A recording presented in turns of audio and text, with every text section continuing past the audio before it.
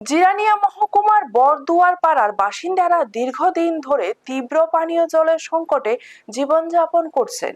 স্থানীয়দের অভিযোগ, এলাকায় নিরাপদ পানীয় জলের স্থায়ী কোনো ব্যবস্থা না থাকায় প্রতিদিনই তাদের চরম দুর্ভোগের শিকার হতে হচ্ছে। বাসিন্দাদের দাবি, ব্লক প্রশাসনের পক্ষ থেকে মাঝে মধ্যে ট্যাঙ্কারের মাধ্যমে জল সরবরাহ করা হলেও তা নিয়মিত নয় এবং প্রয়োজনের তুলনায় একেবারেই অপর্যাপ্ত।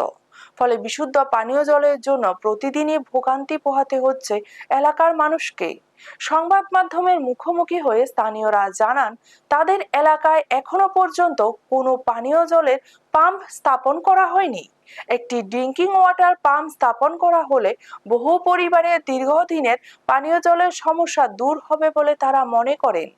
এলাকাবাসীর অভিযোগ, বারবার প্রশাসন ও জনপ্রতিনিধিদের বিষয়টি জানানো হলেও এখনো পর্যন্ত কার্যকর কোনো পদক্ষেপ নেওয়া হয়নি। তাই দ্রুত পানীয় জলের স্থায়ী ব্যবস্থা গ্রহণ এবং এলাকায় একটি ড্রিঙ্কিং ওয়াটার পাম্প স্থাপনের দাবিতে সরকারের কাছে আবেদন জানিয়েছেন বাসিন্দারা। ব্যুরো রিপোর্ট, নিউজ তৎকাল 24।